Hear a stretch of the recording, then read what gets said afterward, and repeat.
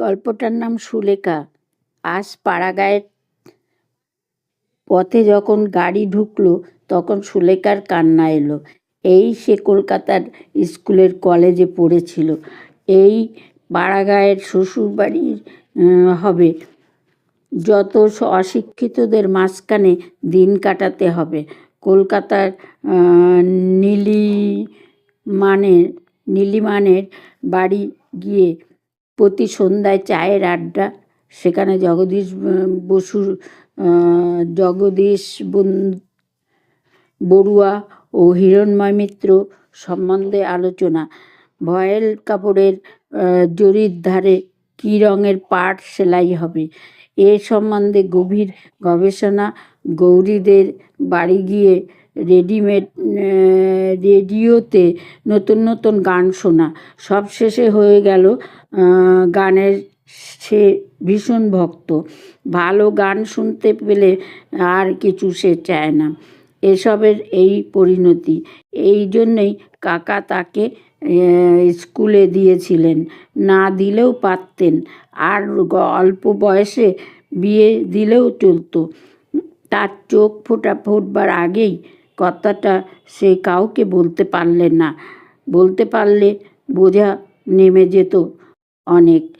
স্বামীকে তার পছন্দ হয়েছিল। স্বামী শ্যামবর্ণ, অল্প বয়স, বিএ পাস করেছে। কিন্তু ঢোলে কি হবে? তিনি বিদেশে চাকরি করেন। গল্প গুজব করবার জন্য তাকে পাওয়া যাবে না সব সময়। অশিক্ষিতদের মধ্যে আজ পাড়াগাঁয়ে একাই দিন কাটাতে হবে। মরে যাবে সে। নীলিমা কত দূরে পড়ে রইল। এবার আইএ পাস করবে। সামনে কত আনন্দভরা মুক্ত জীবন। সে আটকে গেল ক্ষুদ্র জলাশয়ের জল ঝাঁসির দমে। জীবনের গতি ওর বন্ধ হয়ে গেল। সন্ধ্যা হয়েছে। একটি জীর্ণ একতলা বাড়ির সামনে গাড়ি এসে পৌঁছালো। কতগুলো প্রাচীনা, কতগুলো পাড়াগাঁয়ের বউ। ওদের মুখে চোখে না আছে বিদ্যুৎ দীপ্তি, না আছে কিছু। তারই শেষে সুলেখার চারিধারে ভিড় জানালেন। কলকাতার বাসাতে বউভাত হয়ে গিয়েছিল। কোনো আচার অনুষ্ঠান বাকি ছিল না। থাকলে আরও বিরক্তিকর হয়ে উঠত ব্যাপারটা। স্বামীর ছুটি নেই। তিনি তাকে পৈতৃক বাড়িতে প্রাচীনাদের হাতে পৌঁছে দিয়ে পরে পড়লেন। মিলিটারির চাকরি, বিশেষ ছুটি ছাটা নেই। যদি সময় পান পুজোর সময় আসবেন বলে গেলেন। সমীর চলে গেলে সুলেখা কান্নায় ভেঙে পড়ল। একেবারে নিঃসঙ্গ হয়ে গেল সে। কীভাবে তিনি কাটাবেন এখানে বুড়িদের মধ্যে, যারা বাইরের জগতে কোনো সংবাদ রাখে না। এখন তিনকাল গিয়ে এককাল ঠেকা দন্তহীন বুড়িদের মধ্যে। টাকা ছিল না কাকার। নতুনরা শহর বিবাহ হতো। যা সে কথা। ছেলে দেখে বিয়ে দেওয়া। ছেলে সত্যি ভালো। স্বামীকে সে পছন্দ করেনি। স্বামীকে সে গড় পছন্দ করেনি। ভালো ছেলে, পাস করা, স্বাস্থ্যবান। গ্রামের বাড়ি জীর্ণ বটে, কিন্তু বেশ বড়। অনেকখানি জায়গা জমি আছে।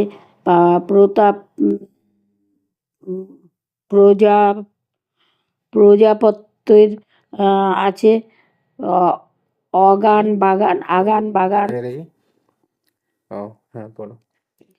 আগান বাগান, পুকুর, বাঁশঝাড় আছে। বনেদি সেকেলের গৃহস্থ। তবে ওই যা কথা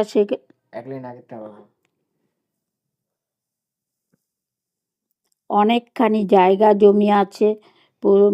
প্রতাপত্তর আছে। উম, না, প্রজাপত্তর। অনেকখানি জায়গা জমি আছে, প্রজাপত্তর আছে, আগান বাগান পুকুর, ঝাড় বাঁশঝাড় আছে, বনেদি সেকালের গৃহস্থ। তবে ওই যা কথা সেকেলে একবারে সেকেলে। শাশুড়ি সুলেখাকে শাশুড়ি সুলেখাকে দিয়েছেন একছড়া আর ভারী সেকেলে মুরগিমালা হার দিয়ে বলেছিলেন, বৌমা, বড় পয়মন্ত জিনিসটা। আমার শাশুড়ি আমাকে এই হার দিয়ে আশীর্বাদ করেছিলেন, আমি তোমাকে দিলাম, আবার তুমি আবার দিও তোমার ছেলের বউ জন্ম ওই স্ত্রী হও। আমার মাথায় যত চুল আছে তত সমীহ বেঁচে থাকুক। সুলেখা শাশুড়ির পায়ের ধুলো নিয়ে প্রণাম করলো। হাত চড়াটা ভারী বটে, কিন্তু একাল হারে কেউ পরে। গৌরী কি ভাববে, কলেজের অনুদি কি ভাববে? যদিও আজ মুরগিমালা হার গলায় দিয়ে কলকাতায় গিয়ে হাজির হয়। দিন 5-6 কেটে গেল। সুলেখাকে ভোরে উঠে কাজকর্মে বড় যা নীরদাকে সাহায্য করতে হয়। অবিশ্বাস্য, নতুন বউ বলে এখনো কাজের তার তেমন ঘাড়ে চাপেনি, কিন্তু নীরদাকে দিয়ে সে বুঝতে পারে এ সংসারে পুরনো বউ হয়ে গেলে কী ধরনের খাটুনিটা আশা করা যায়। নীরদা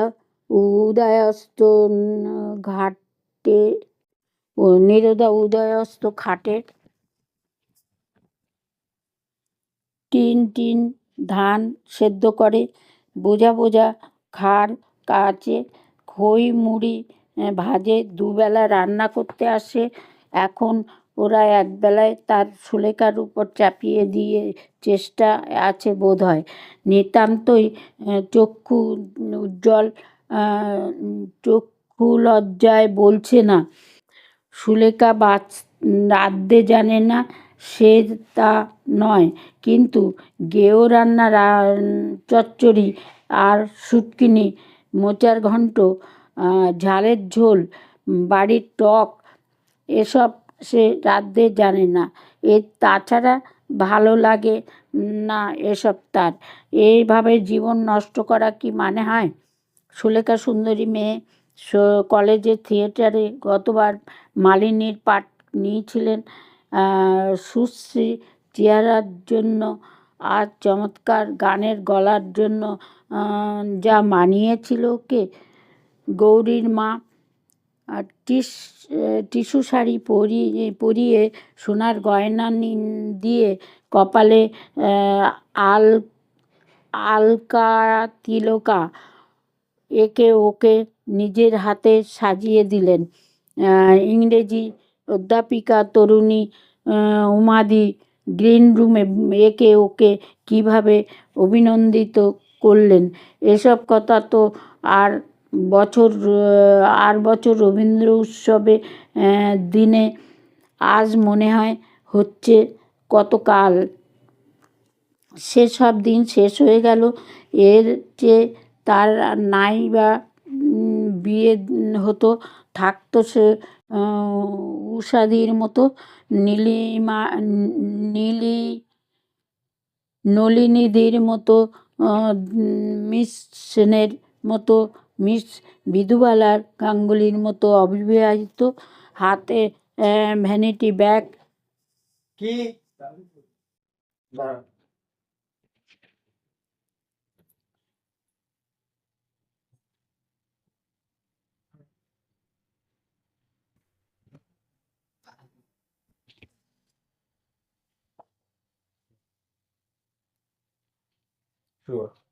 হাতে ভ্যানিটি ব্যাগ ঝুলিয়ে, খাটো ছাতা হাতে ট্রাম ধরতে ছুটত বেলা 10:30টায়। যেখানে খুশি তুমি যাও, সিনেমা দেখো, নাচ গানের জলসা দেখো, ফার্স্ট ক্লাসে, নিউ এক্সপায়ারে, কি মজা। সকালবেলা ওর বড় যা এসে বললে, রাঙা বউ, এক কাজ করতে হবে যে। সুলেখা বললে, কি দিদি? কলাইয়ের ডাল নষ্ট হয়ে যাচ্ছে, এগুলো ছাতে নিয়ে গিয়ে রোদ দিন দাও, তারপর বেলা পড়লে ঝেড়ে তুলতে হবে, বুঝলে? বেশ, পারবে তো? করিনি কখনো, তবে চেষ্টা করি। সুলেখা সুলেখা ডাল ছাতে দিয়ে এসেছে, তারপর আর ডালের কথা মনে নেই। দুপুর আহারের পরে একটু শোবা মাত্র ওর ঘুম এসেছে। বেলা 2টোর সময় কালো ভোমরার মতো মেঘ করে নেমেছে ঝমঝম জল। ও অঘোরে ঘুমোচ্ছে, তখন ঘুম যখন ভেঙেছে তখন সামনে বৃষ্টি হচ্ছে। শ্রাবণ মাসে বৃষ্টি খানা ডোবা ভর্তি করে ফেলেছে 2 ঘন্টার মধ্যে। সুলেখা উঠে চোখ মুছতে মুছতে জানলা দিয়ে দেখে, অবাক হয়ে গেল। বৃষ্টির এমন রূপ সে শহরে দেখেনি কখনো। বকুল গাছের গুঁড়িটা কালো দেখাচ্ছে বৃষ্টির ধারায়, ছাতার পাখিগুলো অঘোরে ভিজছে। এ যেন রবীন্দ্রনাথের সেই কবিতাটার কথা মনে এনে দেয়। এদের কোনো ব্যবস্থা নেই, এই সময় খেতে হয় গরম গরম চা। সে নতুন বউ চা তৈরি করতে যেতে পারে না, কিন্তু কারও কি সেদিকে দৃষ্টি আছে? না, কেউ কিছু বোঝে? ও মা গো, ওদের বাড়ির বুড়িটা কি করে ভিজছে এই জলের নারকোল পাতা কুড়োতে। পাড়া গায়েদের কাণ্ডই আলাদা। এমন সময় ওর যা ঘরে ঢুকে বললে, রাঙা বউ, ডালগুলো তুলেছিলে ছাদ থেকে? সর্বনাশ, এ কথা একদম মনে নেই সুলেখার। লজ্জায় তার সুন্দর মুখ লাল হয়ে উঠল। অপ্রতিভ সুরে বললে, ওই যা, সে কথা মনেই নেই দিদির। এখনই আমি যাচ্ছি ছাতে। লজ্জায় সুলেখা মনে হচ্ছিল সে মাথা কুটে মরে। এইসব অশিক্ষিত দল তাকে কীরকম আনাড়ি না মনে করেছে। তাকে স্মার্ট বলে সবাই জানতো কলেজে। সুলেখা ধর্মর করে উঠে ছুট দিল ছাতের দিকে। ওর যা স্নেহের ওর দিকে চেয়ে বললে, ছুটতে হবে না রাঙা বউ, বসো কি দিদি? ডাল যে ভিজে নষ্ট হয়ে গেল, সে কি এখন ছাতে আছে ভাই? তুমি ঘুমোচ্ছিলে যখন বৃষ্টি এলো, এসে আমি তুলে আনলুম যে। কৃতজ্ঞতায় সুলেখার সুন্দর চোখের দৃষ্টি বিনত হয়ে এল। সত্যি ভালো লোক বটে তার যা, মজা দেখবার মতো লোক নয়। ও বললে, বাঁচলুম দিদি, ধন্যবাদ, তুমি আমাকে লজ্জার হাত থেকে বাঁচালে। সুলেখার যা মুখে কাপড় দিয়ে হেসে বললে, রাঙা বউয়ের থিয়েটারের ধরনের এক কথা শুনে হেসে মরি। ও মা গো, এই কথাটা মস্ত বড় পরাজয়ের দিন বলে সুলেখা মেনে নিল। ডাল কখনো তোলেনি সে, অত শত তার মনে থাকে না পাড়া গায়ের লোকেদের মতো। সেদিন সন্ধ্যাবেলায় ও পাড়ার কামিনী এসে বললে, কি হচ্ছে গো বৌদিদি? চুল বাঁধছি, এসো ঠাকুরজি, চুলের দড়িটা ধরো তো, গান করবে। সন্ধেবেলায় গান করলে শাশুড়ি আমায় ভালো চোখে দেখবেন, একেই তো আনাড়ি হয়ে আছি, একেই তো আনাড়ি হয়ে আছি এ বাড়ির মধ্যে, সে হবে না তাই। তবুও তুমি আজ প্রথম বললে গানের কথা। কেউ বলেনি বুঝি তোমায় বৌদিদি? কে এবার বলছে? এই সময় সন্ধ্যায় অন্ধকার নেমে এলো যেন ঘন হয়ে। কামিনীর চলে যাওয়ার জন্য বাইরে এসে দাঁড়ালো। বললে, চলি আজ বৌদিদি, আর একদিন আসবো। এক পশলা বৃষ্টি হয়ে গিয়েছে সেদিন বিকেলে। সুলেখার ঘরের জানলা দিয়ে বাইরের লেবু গাছে লেবুর ফুল ফুটেছে। বৃষ্টির সকাল অপরাহ্নে বাতাসে ভুরভুরিয়ে লেবু ফুলের গন্ধ। বড় যা নীরদা ওর ঘরে ঢুকে বললে, কি হচ্ছে রাঙাবউ? আসুন দিদি। কি আর হবে, এমনি বসে আছি। রান্নাঘরে চলো, দুটো ডাল ভাজবো, তুমি বসে বসে কুলোয় ঝাড়বে।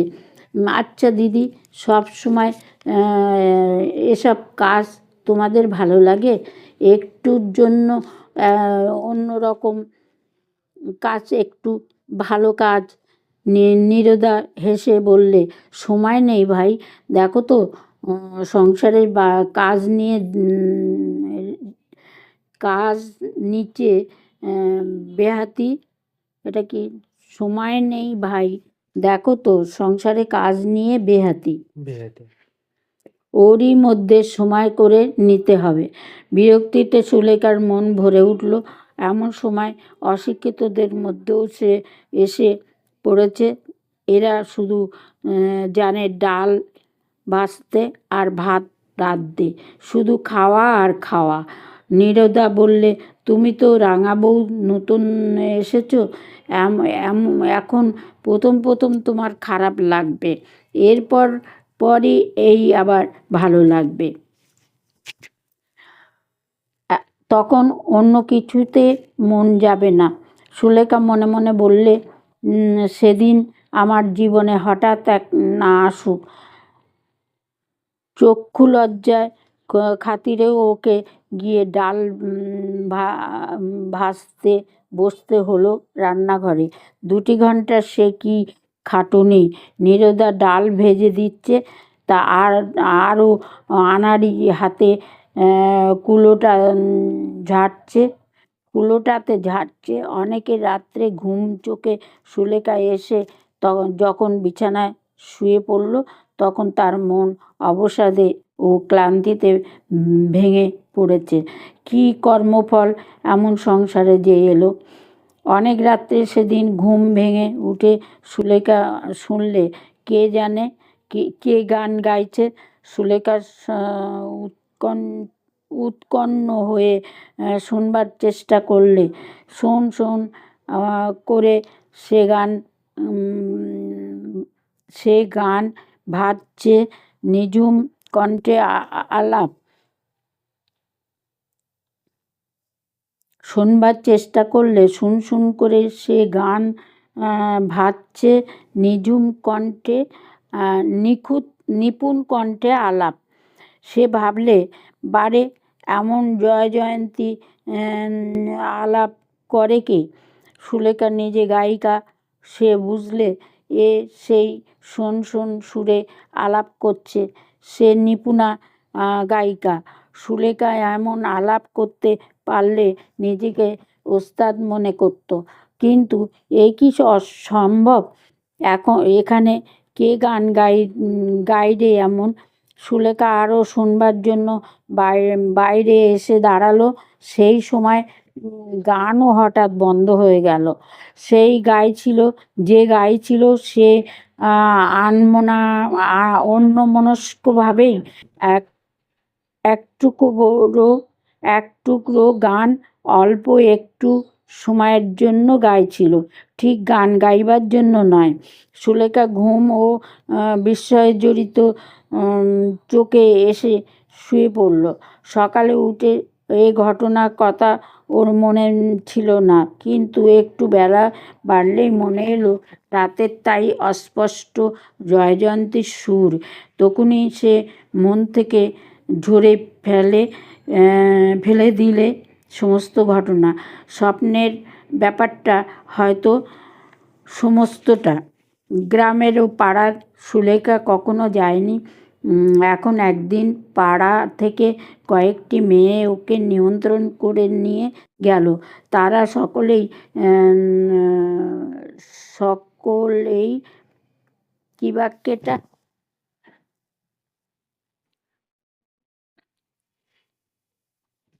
এক বাক্যে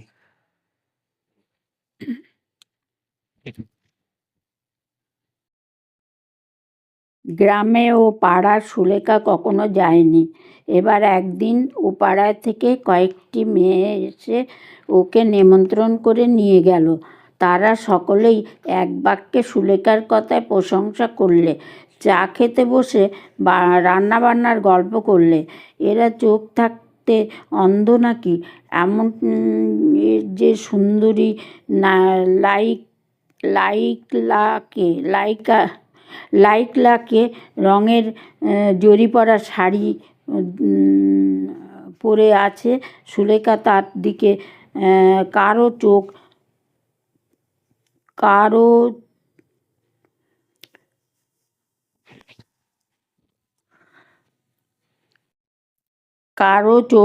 গেল না।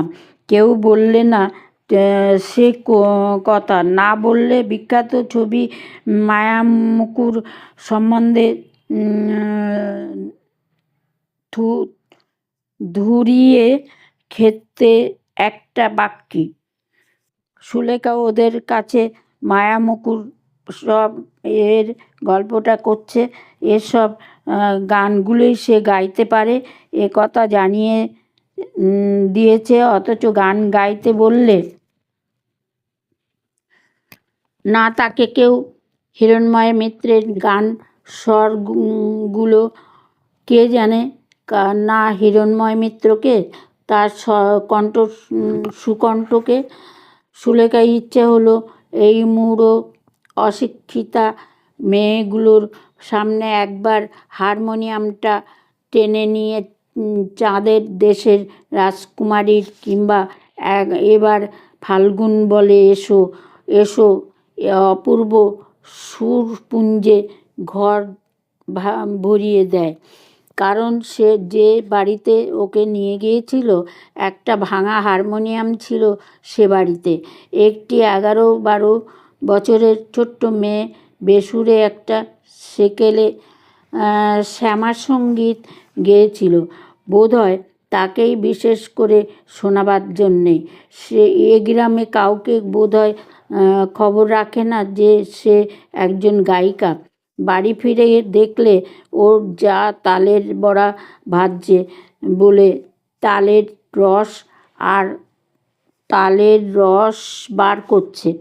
ওকে দেখে বললে, রাঙাবউ, কোথায় নিয়ে গিয়েছিল তোমার মেয়ের দল?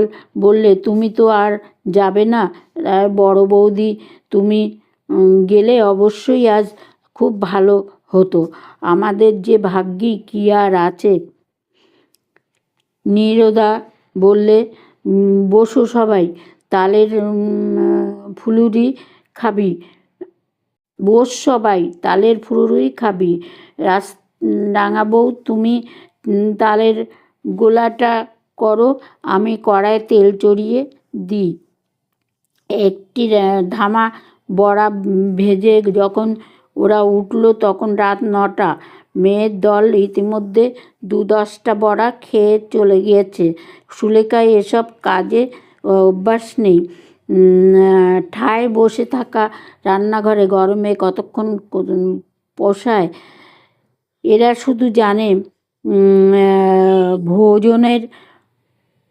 ভোজনের তরিবত করতে সকাল থেকে রাত 12টা পর্যন্ত। মনে পড়ল ওদের কলেজের এক অধ্যাপক বলেছিলেন, বাঙালির ঘরের রান্না বন্দোবস্তের যে ধরনের, তাতে খাটুনি এবং আয়োজন যত বেশি, খাদ্যবস্তুর পুষ্টিকারক গুণ তত নেই।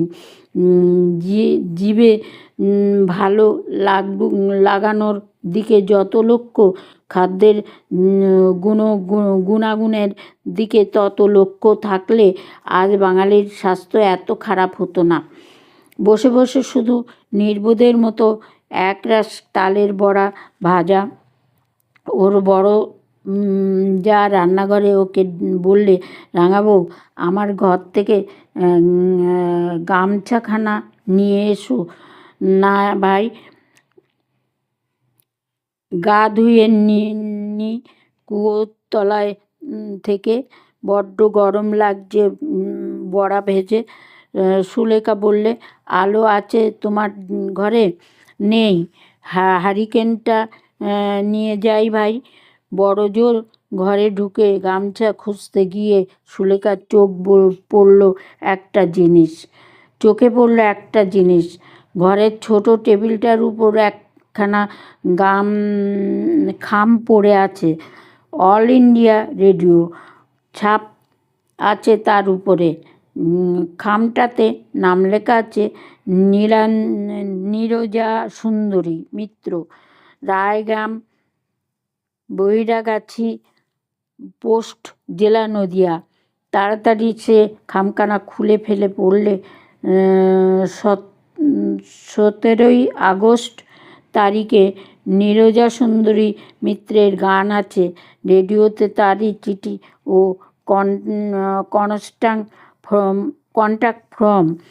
উল্টে পাল্টে দেখলে সুলেখা, কোনো ভুল নেই কোথাও, নির্ঘাত রেডিও কন্ট্রাক্টরের চিঠি। কিন্তু কার নামে? নীরজা সুন্দরী মিত্রকে একটা অস্পষ্ট সন্দেহের ওর মনে জাগল। তাই যদি হয়। তখনই সে রান্নাঘরে ছুটে এসে চিঠিখানা দেখিয়ে বললে, এ কার চিঠি দিদি? নীরজা সুন্দরী কে? ওর যা তাচ্ছিল্যের হাসি হেসে বললে, দূর, এ আবার তুমি দেখতে গিয়েছ? আমারই নাম নীরজা, থেকে পাড়াগাঁয়ের সবাই বলে নীরদা। কিন্তু মিত্র কেন? ঘোষ হবে তো। বিয়ের আগে নামটা চলে আসছে রেডিও অফিসে, ওরা আর বদলায়নি। ও কিছু নয় ভাই, রেখে দে। ঠাকুরপোকে বারণ করে দিয়েছিলাম, তো নতুন বৌদিকে এই কথা বলো না, আমার লজ্জা করে। তাছাড়া আমার দাদার বারণ হলো, শ্বশুরবাড়ির গ্রামে এবার কথা জানলে যে কি বলবে। দাদা আমাকে গান শিখিয়েছিলেন কি না? হিরণ্ময় মিত্র নাম শুনছে বোধহয়। বিখ্যাত গায়ক হিরণ্ময় মিত্রের ছোট্ট বোন ও শিষ্যা সুগায়িকা নীরজা সুন্দরী মিত্র তার সামনে বসে বিখ্যাত গায়ক হিরণ্ময় মিত্রের ছোট বোন ও শিষ্য সুগায়িকা নীরজা সুন্দরী মিত্র তার সামনে বসে তালের বড়া ভাজছে। সুলেখা শ্রদ্ধায় ও স্নেহে নিজের আঁচল দিয়ে বড় জায়ের মুখ মুছিয়ে দিতে দিতে বললে, একদিন দিদি জয়ন্তী ভাজছিলেন, তাহলে আপনি অনেক রাতে ঘুমের ঘোরে শুনে সেদিন পায়ের ধুলো দিন। তখন আমি ধারণাই করতে পারিনি। এতদিন বলা উচিত ছিল আমাকে। আমি কি করে জানব?